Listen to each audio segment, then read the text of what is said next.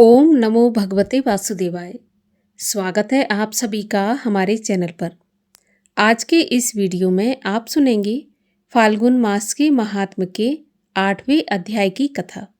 तो कथा आरंभ करने से पहले आपसे एक ही आग्रह है, अगर अभी तक आपने हमारे चैनल को सब्सक्राइब नहीं किया है तो सभी प्रकार की व्रत कथाएं महात्म्य सुनने के लिए और हमसे जुड़े रहने के लिए हमारे चैनल को सब्सक्राइब करके बेल आइकन पर क्लिक कर लीजिए। और अगर आज की कथा आपको पसंद आती है तो औरों को भी शेयर करिए। साथ ही साथ कमेंट में हर हर महादेव भी अवश्य लिखिए। तो चलिए शुरू करते हैं आज की कथा।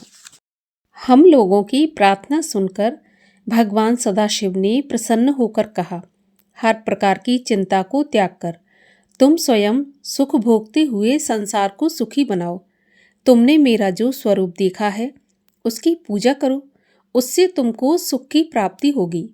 इस समय जैसे मेरे लिंग रूप के पूजन से तुम लोगों का दुख दूर हुआ है, इसी प्रकार दुखी प्राणी मेरे लिंग रूप द्वारा मेरा पूजन करके अपने दुखों को दूर कर सकते हैं। लिंग का अर्थ है संसार के लय होने का स्थान। जब भी तुम्हें किसी प्रकार का कष्ट हो, तुम मेरे इस लिंग की पूजा करना। मेरी पूजा करने वाले के सभी कष्ट दूर हो जाते हैं। समय आने पर मैं भी तुम्हारे संसार में प्रकट रहूंगा। मेरा नाम उस समय रुद्र अवतार होगा। मुझ में और रुद्र में भेद मत जानना। सारी सृष्टि में मुझे व्यापक समझना। कोई भी वस्तु मुझसे अलग नहीं है। इसके पश्चात भगवान श्री सदाशिव ने उस गुप्त भेद को भी हम पर प्रकट कर दिया, जो कि वेदों में भी नहीं मिलता। उन्होंने कहा, मैं सनातन शिव रूप मूलभूत सत्य ज्ञान और अनंत हूँ।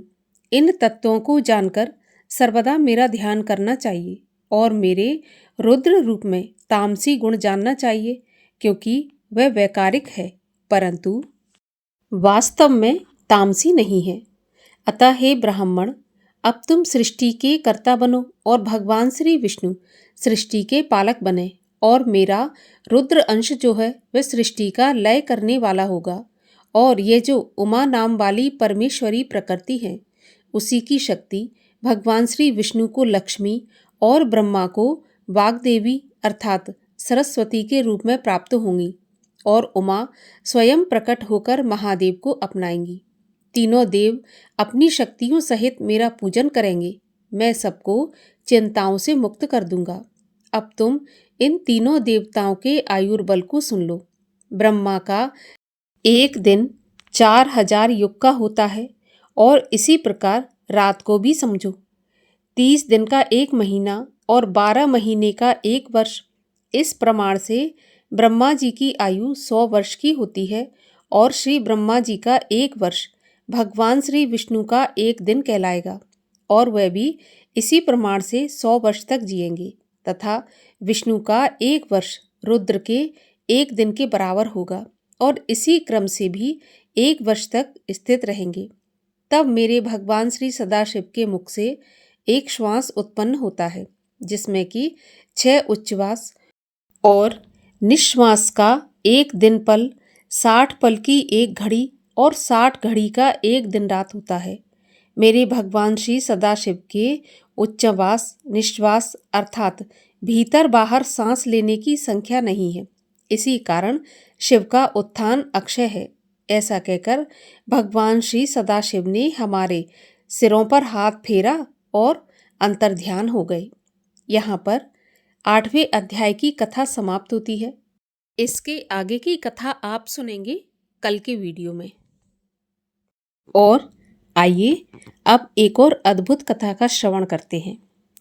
एक दिन भक्त शिरोमणि देवऋषि नारद वीणा पर हरि का भजन करते हुए एक ऐसे स्थान पर पहुँचे जहाँ पर कुछ ब्राह्मण अत्यंत ही खिन्न और उदास अवस्था में बैठे थे। उन्हें दुखी देखकर नारद जी ने पूछा, हे पूज्य ब्राह्मण देवो, आप सब इस प्रकार क्यों उदास हो? कृपा करके मुझे अपने दुख का कारण बताइए। संभवतः मैं आपकी कुछ सहायता कर सकूं। तब ब्राह्मणों ने उत्तर दिया, हे मुनिवर, एक दिन सौराष्ट्र के राजा धर्मवर्मा ने एक आकाशवाणी सुनी। और आकाशवाणी में उन्होंने एक श्लोक सुना। अब राजा को दान विषयक इस श्लोक का अर्थ समझ में नहीं आया। उन्होंने देववाणी से इसका अर्थ समझने की प्रार्थना की, किंतु उसने कृपा नहीं की। तब राजा ने अपने राज्य में घोषणा कराई कि जो भी विद्वान मुझे इस श्लोक का यथार्थ अभिप्राय समझा देगा, उसे मैं 7 लाख गौएं, इतनी ही स्वर्ण मुद्राएं और 7 गांव पुरस्कार में दूंगा। हे देवऋषि, इस श्लोक के अत्यंत गूढ़ होने के कारण कोई भी विद्वान राजा को इसका अर्थ नहीं समझा पाया। हम भी इसकी व्याख्या करने के लिए महल में गए थे, परंतु राजा का समाधान न कर पाने के कारण अपना सा मुंह लेकर वापस आ गए। हमारी खिन्नता का यही कारण है। ऐसा सुनकर देवऋषि नारद बूढ़े ब्राह्मण का रूप धारण करके राजा धर्मवर्मा के यहाँ गए और प्रणाम करके बोले, राजन, मैं आपके श्लोक की व्याख्या करने के लिए आपके समक्ष उपस्थित हुआ हूँ। तब धर्मवर्मा बोले, ब्राह्मण देव, ऐसा आश्वासन तो मुझे अनेक विद्वानों ने दिया, परंतु कोई भी मुझे संतुष्ट नहीं कर सका। यदि आप मेरा पूर्ण समाधान कर सकें तो मैं आपका अत्यंत आभार मानूंगा। नारद जी ने निवेदन किया, राजन, इस श्लोक का तात्पर्य यह है कि दान के 2 हेतु या प्रेरक भाव होते हैं, एक तो श्रद्धा और दूसरी शक्ति। दान की श्रेष्ठता उसकी अधिकता पर निर्भर नहीं करती, अपितु यदि न्यास से उपार्जित धन श्रद्धापूर्वक यथाशक्ति दान के रूप में दिया जाए तो वह थोड़ा होने पर भी भगवान की पूर्ण प्रसन्नता और अनुग्रह का कारण होता है। दान के 6 अधिष्ठान होते हैं जिनके आधार पर वह स्थित रहता है। वे हैं धर्म, अर्थ, काम, लज्जा, हर्ष और भय। दान के 6 अंग होते हैं, दाता, प्रतिग्रहीता, शुद्धि, धर्मयुक्त देय वस्तु, देश और काल। दान के 2 फल होते हैं, यह लोक और परलोक। इस लोक में अभ्युदय या उन्नति और परलोक में सुख और कल्याण। दान के 4 प्रकार होते हैं, ध्रुव, त्रिक, काम्य और नैमित्तिक। प्याऊ, बाग बगीचे, तालाब, बावड़ी, विद्यालय, चिकित्सालय, पुस्तकालय, अनाथालय के निर्माण आदि सार्वजनिक कार्यों के लिए किया गया दान चिरस्थायी या नित्य होने के कारण ध्रुव कहलाता है तथा वह दाता की सभी कामनाओं की पूर्ति करने वाला होता है। जो दान संतान, सफलता और ऐश्वर्य की प्राप्ति के लिए प्रतिदिन दिया जाए उसे त्रिक कहते हैं। ये पुत्र इच्छा, धन की इच्छा और लोक की इच्छा, इन तीनों इच्छाओं की पूर्ति के लिए किए जाने वाले कारण त्रिक कहलाता है। जो दान काम्य पदार्थों की प्राप्ति के लिए किया जाए उसे काम्य कहते हैं। जो दान विशेष अवसर के उपलक्ष्य में विशेष कर्म और गुणों को देखकर होते हैं उन्हें अग्निहोत्र बिना किया जाए वह नैमित्तिक कहलाता है। दान के 3 भेद हैं, उत्तम, मध्यम और कनिष्ठ। उत्तम कोटि के पदार्थ का दान उत्तम, मध्यम कोटि के पदार्थों का दान मध्यम, कनिष्ठ कोटि के पदार्थों का दान कनिष्ठ अर्थात छोटा कहलाता है। दान देकर पछताना, कुपात्र को दान देना और श्रद्धा के बिना दान देना, ये 3 कार्य दान के नाशक हैं, क्योंकि इनके कारण किया कराया दान भी निष्फल हो जाता है। धर्मवर्मा इस अद्भुत व्याख्या को सुनकर गदगद हो उठे। वे बोले, मुनिवर, मुझे लगता है कि आप साधारण मनुष्य नहीं हैं। मैं आपके चरणों में मस्तक झुकाकर प्रार्थना करता हूँ कि आप मुझे अपना यथार्थ परिचय दीजिए। नारद जी ने कहा, राजन, मैं देवऋषि नारद हूँ। इस श्लोक की व्याख्या के पुरस्कार के रूप में आप मुझे जो भूमि आदि संपत्ति देना चाहते हैं उसे मैं आपके पास ही धरोहर के रूप में रख देता हूँ। आवश्यकता पड़ने पर मैं आपसे ले लूँगा। ऐसा कहकर नारद जी वहाँ से चल दिए और रेवतक पर्वत पर आकर विचार करने लगे कि यदि कोई योग्य ब्राह्मण मिल जाए तो मैं यह भूमि आदि संपत्ति उसे दे दूं। तब उन्होंने 12 प्रश्न तैयार किए और उन्हें गाते हुए पृथ्वी पर विचरण करने लगे। उनके प्रश्न थे, नंबर 1, मातृकाएं क्या हैं और कितनी हैं? नंबर 2, 25 तत्वों से बना विचित्र घर कौन सा है? तीसरा, अनेक रूपों वाली स्त्री को एक रूप वाली बनाने की कला कौन जानता है? चौथा, संसार में विचित्र कथाओं की रचना करना कौन जानता है? पांचवा, समुद्र में सबसे बड़ा ग्रह कौन सा है? छठवां, 8 प्रकार के ब्राह्मण कौन से हैं? सातवां, चारों युगों के आरंभ के दिन कौन से हैं? आठवां, 14 मनवंतरों का प्रारंभ किस दिन हुआ था? नौवां प्रश्न है, सूर्य देवता रथ में सबसे पहले कौन से दिन बैठे थे? 10वां प्रश्न, प्राणियों को कृष्ण सर्प की तरह पीड़ित करने वाला कौन है? 11, इस महान विश्व में सबसे अधिक बुद्धिमान कौन है? और 12वां प्रश्न था, 2 मार्ग कौन से हैं? इन सब प्रश्नों को पूछते हुए देवर्षि नारद ने सभी जगह भ्रमण किया, किंतु कहीं भी उन्हें इनका उचित समाधान प्राप्त नहीं हुआ। अंत में वे कलाप नामक गांव में पहुंचे, जहां पर 84,000 ब्राह्मण नित्य प्रति विद्या अध्ययन, अग्निहोत्र और तपस्या आदि में रत रहते थे। वहां भी उन्होंने अपने प्रश्नों को दोहराया। देवऋषि के प्रश्न सुनकर ब्राह्मणों ने कहा, मुनिवर, आपके प्रश्न तो बिल्कुल बच्चों जैसे हैं। हम में से जिसे आप छोटा और मूर्ख समझते हो, उसी से ये पूछ लीजिए, ये अवश्य उसका उत्तर दे देगा। ऐसा सुनकर देवऋषि नारद ने एक बालक की ओर संकेत किया। उसका नाम था सुतुन। उसने उठकर देवऋषि के चरणों में प्रणाम करके कहा, महर्षि, इन प्रश्नों का उत्तर देना मैं अपने लिए विशेष गौरव का विषय नहीं समझता, क्योंकि आपको मेरे गुरुजनों के प्रति संशय ना हो जाए, इस दृष्टि से इनका उत्तर देना आवश्यक ही है।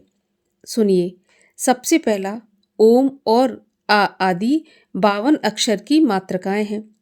दूसरा प्रश्न आपका था कि 25 तत्वों से बना घर कौन सा है?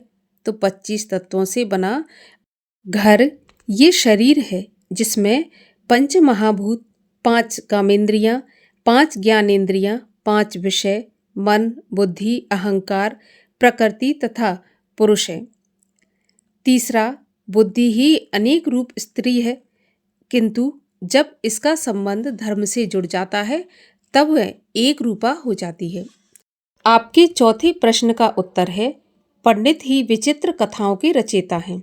पांचवा, इस संसार समुद्र में लोभ ही सबसे बड़ा महाग्राह है। छठवा, 8 प्रकार के ये ब्राह्मण हैं, जिनमें मात्र ब्राह्मण, श्रोत्रिय, अनुचान, भ्रूण, ऋषिकल्प, ऋषि और मुनि, इनके लक्षण इस प्रकार से हैं। जो ब्राह्मण कुल में उत्पन्न हुआ हो, किंतु उनके गुणों से युक्त ना हो, आचार और क्रिया से रहित हो, वो मात्र कहलाता है। जो वेदों में पारंगत हो, आचारवान, सरल स्वभाव, शांत प्रकृति, एकांत सेवी, सत्यभाषी और दयालु हो, वह ब्राह्मण कहा जाता है। जो वेदों की एक शाखा का 6 अंगों और श्रोत विधियों के सहित अध्ययन करने, अध्ययन, अध्यापन, यजन, याजन, दान और प्रतिग्रह, इन 6 कर्मों में रत रहता हो, वह धर्मविद ब्राह्मण को श्रोत्रिय कहते हैं। जो ब्राह्मण वेदों और वेदांगों के तत्व को जानने वाला, शुद्ध आत्मा, पाप रहित, श्रोत्रिय के गुणों से संपन्न, श्रेष्ठ और प्राज्ञ हो, उसे अनुचान कहा जाता है। जो अनुचान के गुणों से युक्त हो, नियमित रूप से यज्ञ और स्वाध्याय करने वाला, यज्ञ शेष का ही भोग करने वाला और जितेंद्रिय हो, उसे शिष्ट जनों ने भ्रूण की संज्ञा दी है। जो समस्त वैदिक और लौकिक ज्ञान प्राप्त करके आश्रम व्यवस्था का पालन करे, नित्य आत्मवशी रहे, उसे ज्ञानियों ने ऋषिकल्प नाम से स्मरण किया है। जो ब्राह्मण ऊर्ध्वरेता, अग्रासन का अधिकारी, नियत आहार करने वाला, संशय रहित, श्राप देने और अनुग्रह करने में समर्थ और सत्य प्रतिज्ञ हो, उसे ऋषि की पदवी दी गई है। जो कर्मों से निवृत्त, संपूर्ण तत्व का ज्ञाता, काम क्रोध से रहित, ध्यानस्थ, निष्क्रिय और शांत हो, मिट्टी और सोने में समभाव रखता हो, उसे मुनि के नाम से सम्मानित किया गया है। 7वां, सतयुग का प्रारंभ कार्तिक मास के शुक्ल पक्ष की 9वीं तिथि को हुआ था। त्रेता युग का प्रारंभ वैशाख शुक्ल पक्ष की तृतीया को, द्वापर का माघ मास के कृष्ण पक्ष की अमावस्या को और कलयुग का प्रारंभ भाद्रपद मास के कृष्ण पक्ष की त्रयोदशी को हुआ था। अतः ये तिथियां ही युगों की आदि तिथियां मानी गई हैं। स्वयंभू आदि 14 मनवंतरों आदि तिथियां क्रम से आश्विन शुक्ल नवमी, कार्तिक शुक्ल द्वादशी, चैत्र शुक्ल की तृतीया, भाद्रपद शुक्ल की तृतीया, फाल्गुन कृष्ण पक्ष की अमावस्या, पौष शुक्ल पक्ष की एकादशी, आषाढ़ शुक्ल पक्ष की दशमी, माघ शुक्ल पक्ष की सप्तमी, सावन के कृष्ण पक्ष की अष्टमी, आषाढ़ की पूर्णिमा, कार्तिक की पूर्णिमा, फाल्गुनी पूर्णिमा, चैत्री पूर्णिमा और ज्येष्ठी पूर्णिमा है। भगवान सूर्य सबसे पहले माघ शुक्ल पक्ष की सप्तमी को रथ पर सवार हुए थे। 10वां आपका प्रश्न का उत्तर है, जो सदा मांगता रहता है वही प्राणियों का उद्वेजक है। 11वें प्रश्न का उत्तर है, सबसे अधिक बुद्धिमान और दक्ष मनुष्य वही है जो मनुष्य योनि का मूल्य समझकर उसके द्वारा पूर्ण मोक्ष को सिद्ध कर ले। और आपके 12वें प्रश्न का उत्तर है कि 2 मार्ग कौन से हैं। 2 मार्ग हैं, अर्ची मार्ग और धूम मार्ग। देवयान और पितृयान। विद्वान बालक सुतुन के इन उत्तरों से पूर्णतया संतुष्ट होकर देवऋषि नारद धर्म वर्मा से प्राप्त भूमि और संपत्ति उस बालक को भेंट करके आनंद के साथ ब्रह्मलोक को चले गए। ये कथा आपने सुनी स्कंद पुराण के कुमारिका खंड की। और अब सुनिए श्री शिव चालीसा। जय गणेश गिरिजा सुवन, मंगल मूल सुजान, कहत अयोध्या दास तुम, देहु अभय वरदान। जय गिरिजापत दीन दयाला, सदा करत संतन प्रतिपाला। भाल चंद्रमा सोहत नीके, कानन कुंडल नाग फनी के। अंग गौर सिर गंग बहाए, मुंड माल तन छार लगाए। वस्त्र खाल बाघंबर सोहे, छवि को देख नाग मुनि मोहे। मैना मात की हवे दुलारी, वाम अंग सोहत छवि न्यारी। कर त्रिशूल सोहति छवि भारी, करत सदा शत्रुन चैकारी। नंदी गणेश सोहे तह कैसे, सागर मध्य कमल हो जैसे। कार्तिक श्याम और गणराऊ, या छवि को कही जात न काऊ। देवन जवहीं जाए पुकारा, तबहि दुख प्रभु आप निवारा। किया उपद्रव तारक भारी, देवन सब मिल तुमहि जुहारी। तुरत षडानन आप पठायऊ, लव निमेष मह मार गिरायऊ। आप जलंधर असुर संघारा, सुयश तुम्हार विदित संसारा। त्रिपुरासुर सन युद्ध मचाई, सबहि कृपा कर लीन बचाई। किया तपहि भागीरथ भारी, पुरब प्रतिज्ञाता सुपुरारी। दानिन मह तुम सम कोई नाही, सेवक अस्तुत करत सदाही। वेद नाम महिमा तब गाई, अकथ अनाद भेद नहीं पाई। प्रगति उदथ मंतन में ज्वाला, चरत सुरासुर भये बिहाला। कीनी दया तह करी सहाई, नीलकंठ तब नाम कहाई।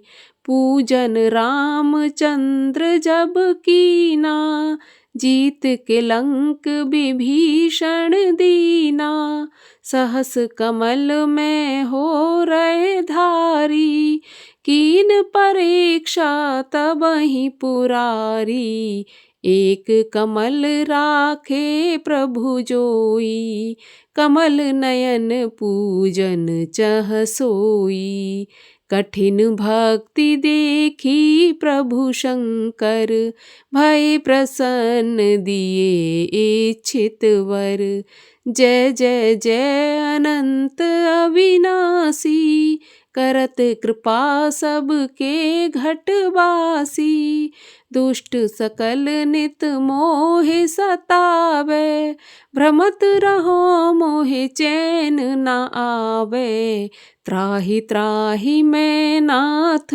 पुकारो, एहि अवसर मोहे आन उबारो, ले त्रिशूल शत्रुन को मारो, संकट से मोहे आन उबारो, मातु पिता भ्राता सब होई, संकट में पूछत नहीं कोई, स्वामी एक है आस तुम्हारी, आए हरहु मम संकट भारी, धन निर्धन को देत सदाई, जो कोई जाचे सो फल पाई, अस्तुत के विधि करो तिहारी, क्षमहु नाथ अब चूक हमारी, शंकर हो संकट के नाशन, मंगल कारण विघ्न विनाशन, योगी यति मुनि ध्यान लगावे, नारद शारद शीश नवावे, नमो नमो जय नमो शिवाय, सुर ब्रह्मादिक पार न पाए, जो यह पाठ करे मन लाई, तापर होत है शंभु सहाई, ऋनिया जो कोई हो अधिकारी, पाठ करे सो पावन हारी, पुत्रहीन कर इच्छा कोई, निश्चय शिव प्रसाद तेहि होई, पंडित त्रयोदशी को लावे, ध्यान पूर्वक होम करावे,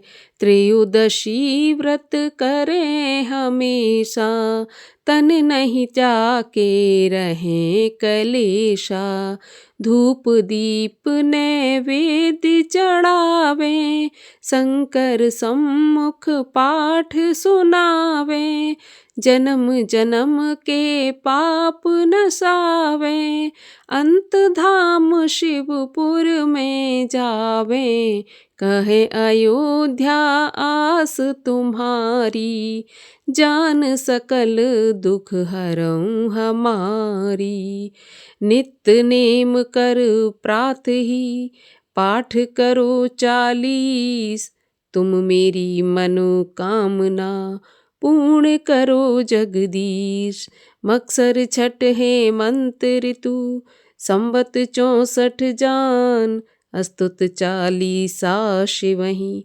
पूर्ण कीन कल्याण।